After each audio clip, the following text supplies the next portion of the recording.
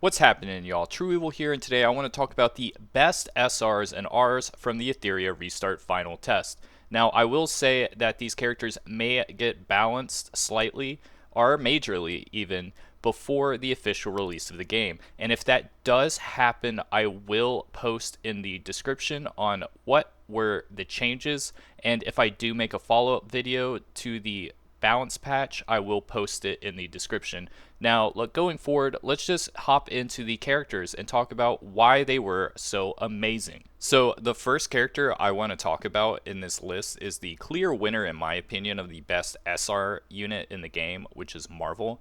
And I would say he is the most likely to have a slight balance to his kit before the release of the game. Now, I want to say that to build Marvell, the biggest things that you're going to want to upgrade are his speed. If he's the first person to act, you're really miles ahead, especially in PvP and as well as in PvE. And the next thing is you want to give him most likely Bulwark, but also Time Weave to give him that extra effect accuracy is also great. Now, Bulwark will be greater in PvP, just because a lot of the time it feels like a Wild West duel standoff where who has the fastest speedster. And just in case if your Marvell is the second fastest character on the screen, having Bulwark will make it so he can counter whatever move they did with his, which is going to be absolutely brutal, and I highly recommend Bulwark on him. Now, before that, let's talk about why his kit is so broken, which is turn meter down and speed down and res down. Now, you're going to want to upgrade his skill 3 all the way, and that is the first thing you're going to want to do because this is arguably one of the best ultimates in the game, because res down is going to make it so all your debuffs are going to stick, as well as all your CCs, which is going to be really important, especially on those early days of Doki Doki in Hell, where, if you're using Kraken, he is going to have a hard time sticking his freeze on a lot of the enemies. So having Marvell there to help that is going to be absolutely essential for a lot of players. And besides his ultimate, I would recommend upgrading his skill 1. Now, I would say that if you're trying to be really conservative, to only upgrade his skill 1 to level 4. And that is because speed is king with Marvell, and you want these additional 12 speed. But I would actually recommend leveling his skill up to 5.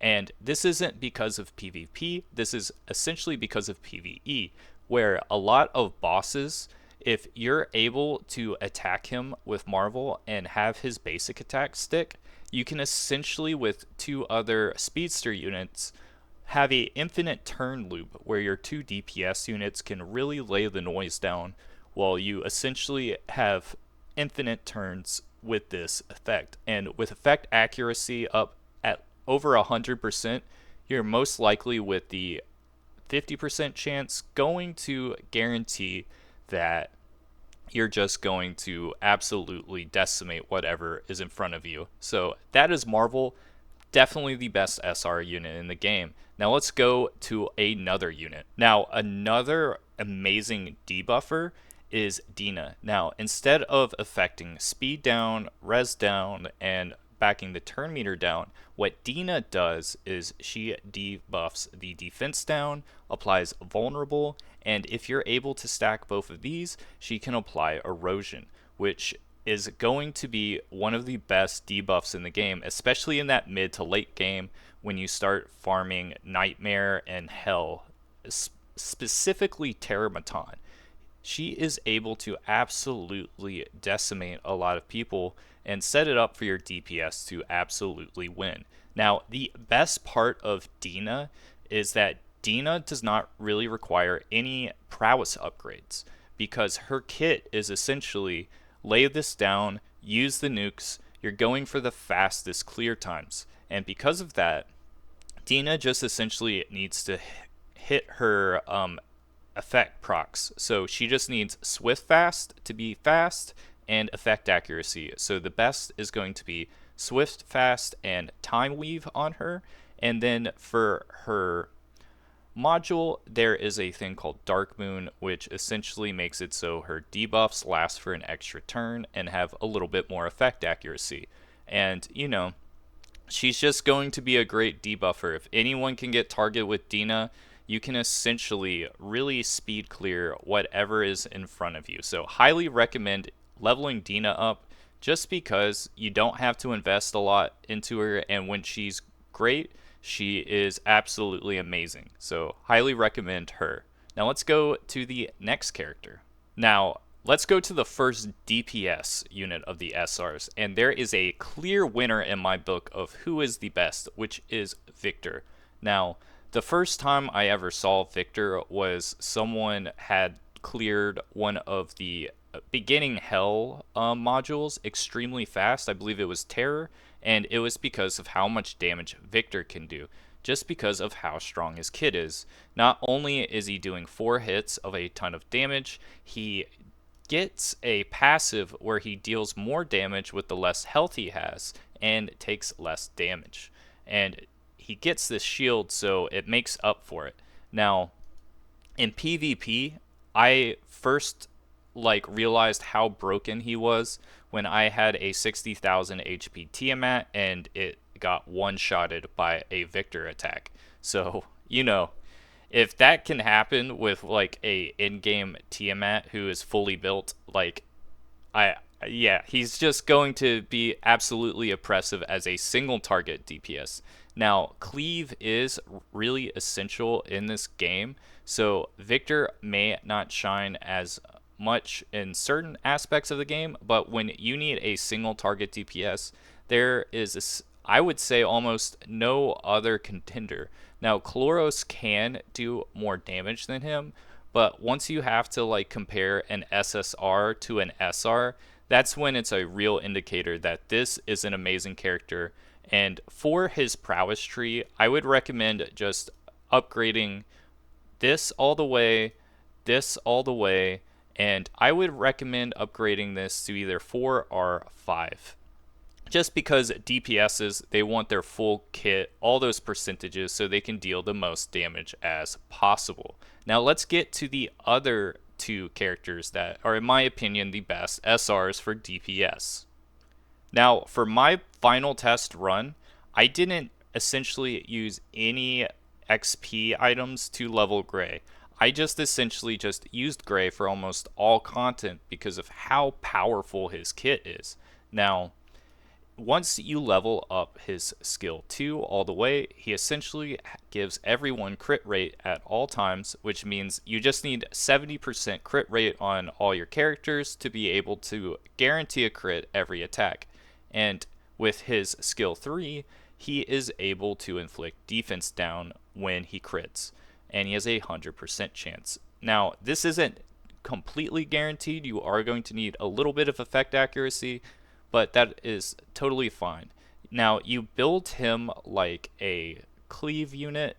His best kit, in my opinion, when I ran him, was Kenai Harvest, but in the early game, use Onslaught with him, and either 4 Swift Fast or 4 Harvest Battle Wheel.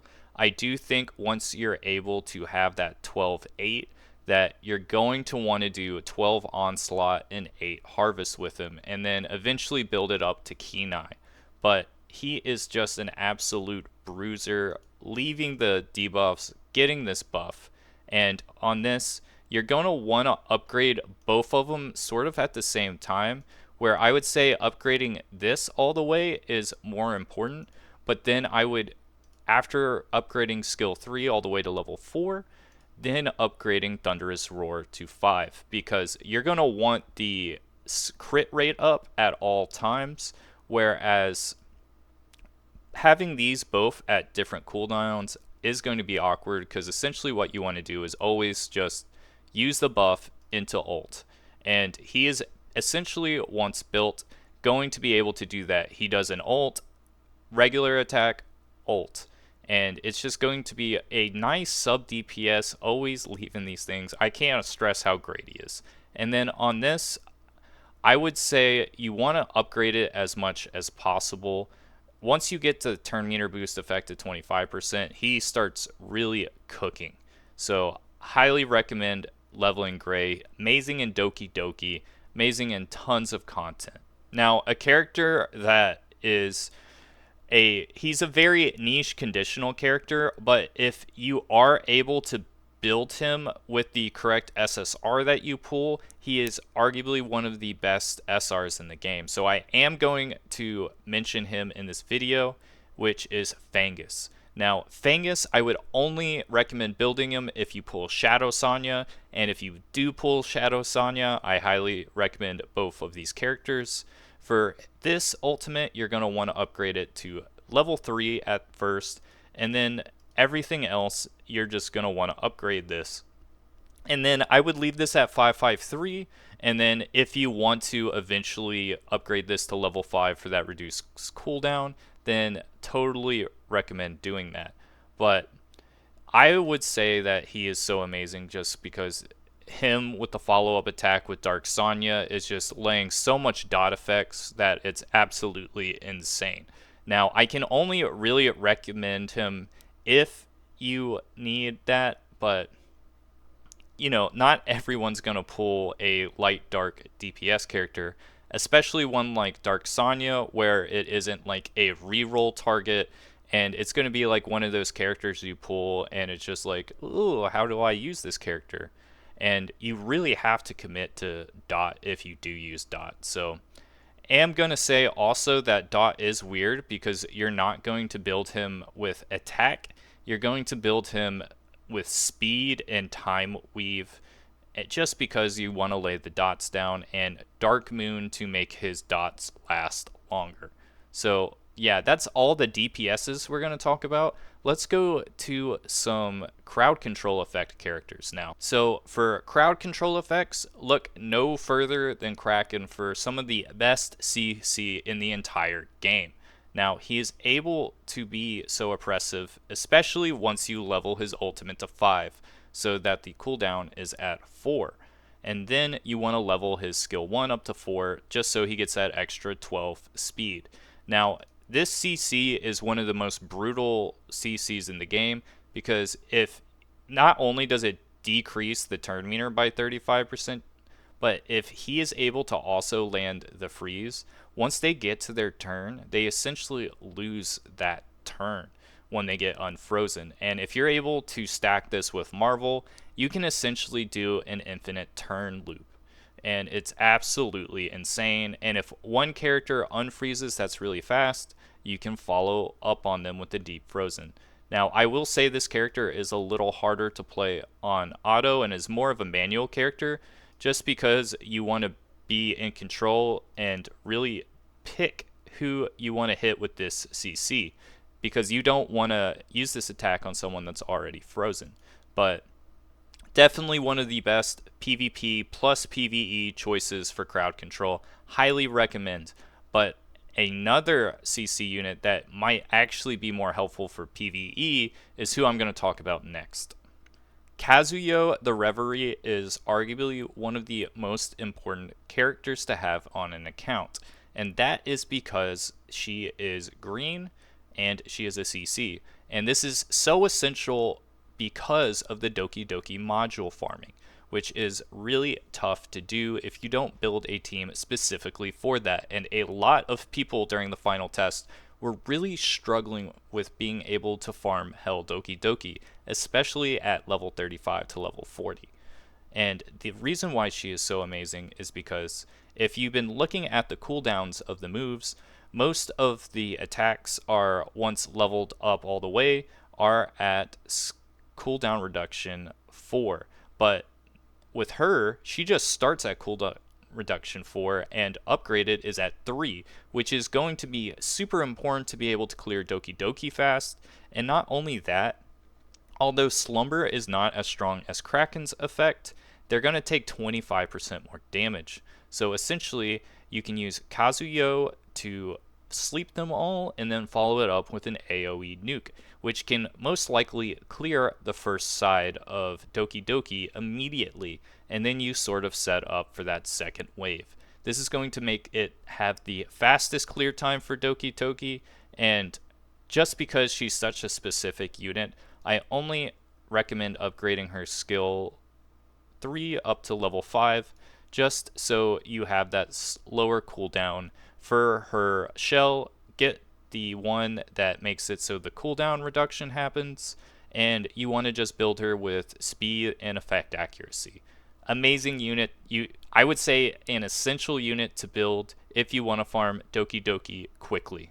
Now, let's talk about healers, and in my opinion, the best healer for the a lot of the content, especially PvP, is Sania, just because her health is absolutely ginormous. She's a giant tank, and she is able to increase whoever gets target with this by have their max HP increased by 20%. And a lot of people are going to be using this character with Tiamat.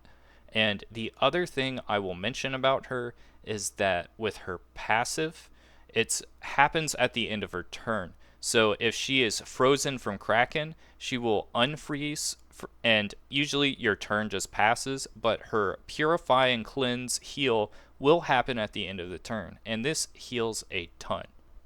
And in PvP, you can use her as a stall.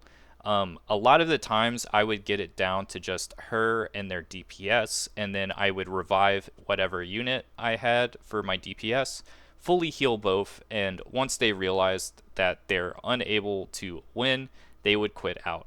I can't stress how important this character is for PvP, especially if you have Tiamat. And for a budget, I would recommend only upgrading this skill all the way up so the cooldown reduction is down by 1. And then I would recommend upgrading this to level 4, and then upgrading this next to level 5, just because increased turn meter boost by 30% is absolutely busted. And then upgrade this. And this is one of the only support characters I highly recommend leveling everything up to, just because she is arguably the best healer in the game.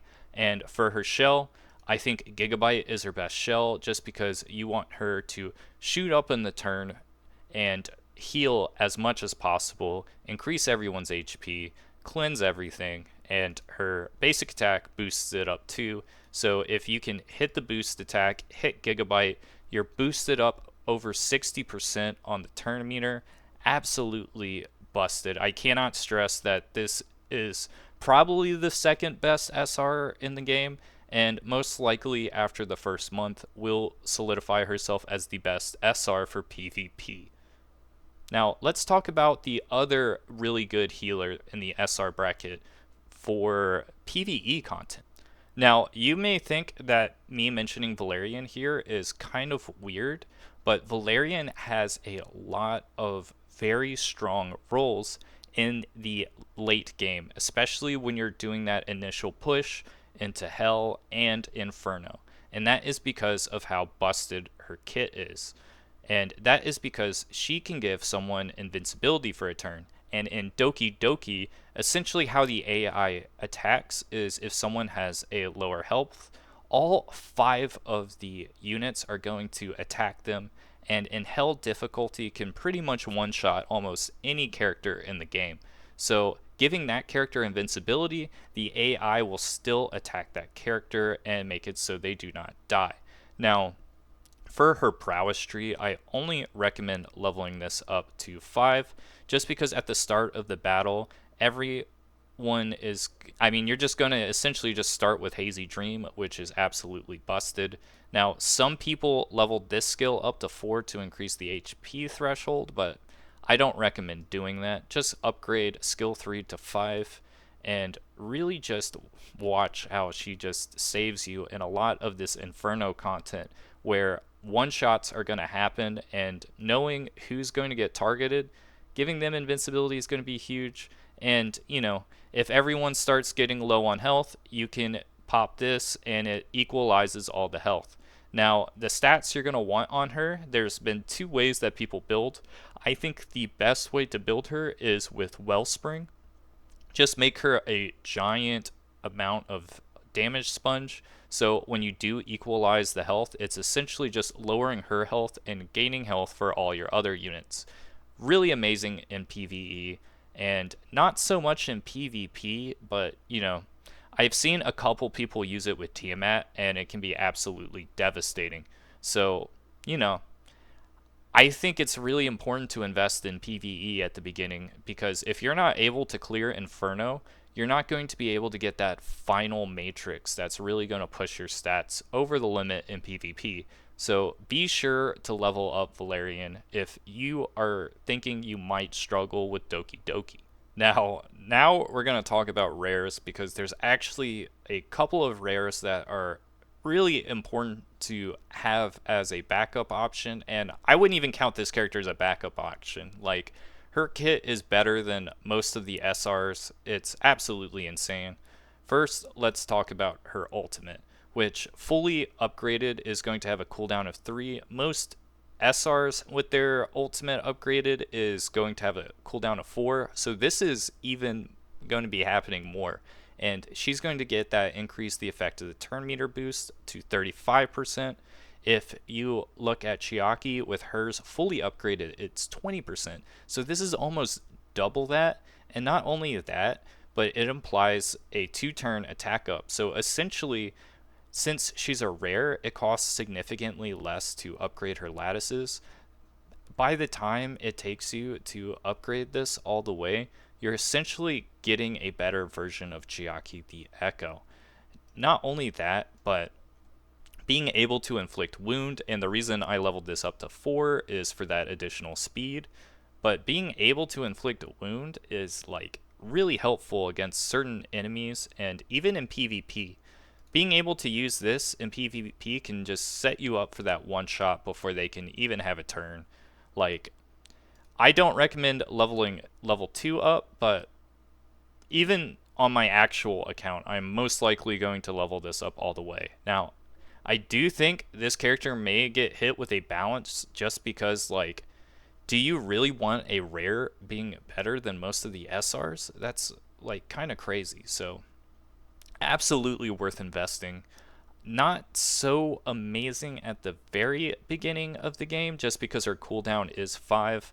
But once you get this to level 3, like, I can see you foregoing like a healer to just use this for a majority of the PvE content, especially once you get to the point where you have like Marvell, Kraken, number 41, and those 3 can pretty much guarantee you just infinite turns. So I I'm going to be honest, she's amazing. Highly recommend building this up to level 5 at the beginning of the final character I want to talk about in this video, and arguably the second best rare. A lot of people are going to tell you that this Andrew is really good, but I just don't agree with that. I think it's just better to use Victor, maybe, and a couple of times use this, but what you really want to level up is Asshu, and not actually level up his stats, but like utilize his kit in the very early stages of the game. Just as we talked about with Kazuyo the Reverie, he is a green support with a AoE nuke that can silence everyone, and his cooldown is 4, whereas Kraken is 5. So Asshu is actually better in Doki Doki, especially in those early stages, and he has an AoE nuke which has a low cooldown as well that can apply a dot, and then he can apply speed down sometimes with his attack, which actually happens quite often because he is attacking 3 times. And you know, I don't recommend leveling up any of his prowess. I don't recommend like using any XP mats for him, but you just build him up with speed, and he's able to lay the Doki Doki down. And also in those very early couple of days in PvP, where you don't really want to invest in like Kraken yet, because you're trying to clear PvE content with the other characters like Gray and Victor. Just having Asshu attack before the other people with Swift Fast and Time Weave and silencing everyone is, that's pretty much good enough to make it so they can't do a giant cleave on you, and they can't do their crowd control effects, and then you just beat them down. I don't know. He is just like very surprisingly good. A lot of people swear by him, and I tested him out at the very end of the beta. I de-leveled a lot of characters that you're going to use at the beginning of the game, and I gotta say, Asshu is absolutely brutal. I highly recommend using him until you get like Kazuyo the Reverie, Kraken leveled up. He's just that extra CC unit that also can do AoE damage. Super good. So that's going to be a wrap up on what characters I thought were the best SRs and Rs in the final test. Now, I will say you're going to want to check the day before the game releases, 2 days before the game releases, to see if there's that day one balance patch. I really do think a couple of these characters may get hit because Victor was arguably the best single damage dealer in the game, and Marvell was arguably just the most used character in the game for almost all content. So I will say that a couple of these characters might get hit. So be sure to be on the lookout for that. If there is a change, I will have it in the description once it is announced. So that's it for me. True Evil over and out.